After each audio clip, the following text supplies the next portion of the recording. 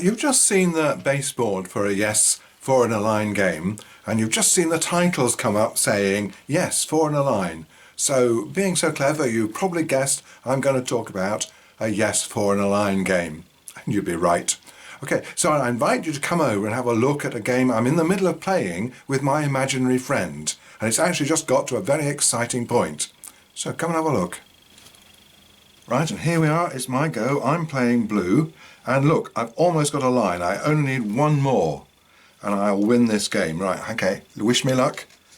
And I pick up my first card and it says, do you wear your trousers on your hands? No, no, no, I've got to reject it. That's no good. Okay, this time he can block me.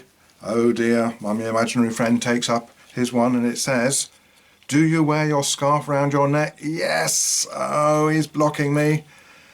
Right, my go, my go. Oh dear, 1, 2, 3.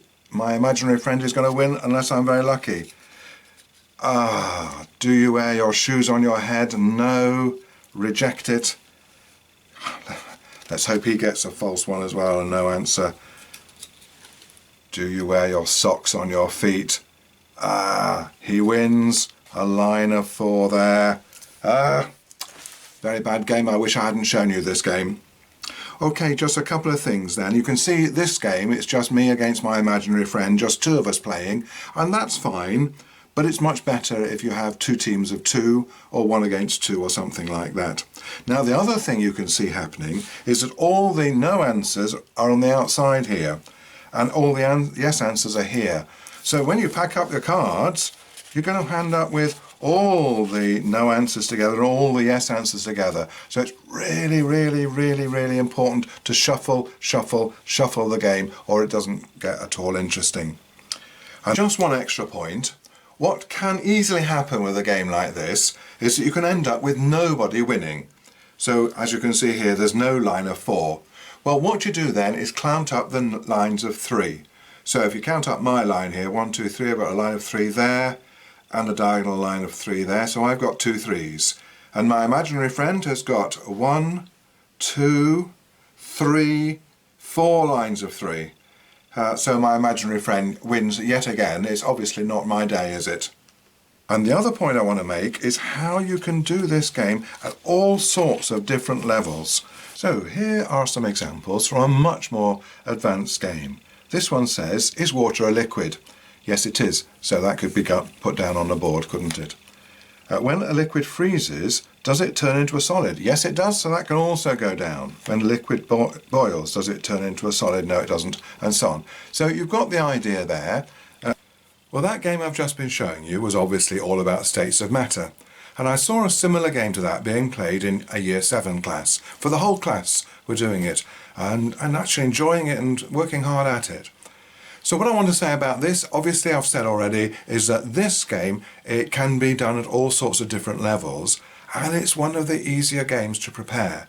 Because all you've got to do is to have 16 cards, 8 of them with a yes answer, and 8 of them with a no answer. And it's easy just to put the opposite. You know, do you wear your shoes on your feet? Do you wear your shoes on your head? That's very easy to make the questions up. And did I tell you about Kitty? She was working with a Year 6 class only on a Friday afternoon. I'm not sure I would like that sort of timetabling, but to make the most of it, what she did every week was to prepare one of these activities for that class, and it was a science class. They were doing science on a Friday afternoon. So she had a 4 in a line game based on the science that was coming up in the class, which she then played with the kids in that lesson and then left it with the class so they'd got time to go over it during the week. So there was lots more fun and all the other good things. So the next question is, what was good about the activity? In the previous video, we had 4 principles, and the first one, of course, was interaction. So did this have interaction? Yes, it did, certainly. The next one was repetition. Did this have repetition? Yes, it did. Not only of the vocabulary, but also of the sentence structures, which leads straight into our next one, which is clear language aims. It was, do you wear your, and then does something do something. So yes, it was practicing the simple present tense, both of them. And the fourth one was, does it have clear visuals to swap? No, it didn't have clear visuals to support understanding. So what we need to do is to provide those visuals. It's still a good game because it has all the other things that are good, but we must remember to provide the visuals before they play the activity. So let's have a quick look at some of the visuals that might go with at least the first of those two activities. I bet you thought I was going to show you some of the wonderful pictures on Racing to English.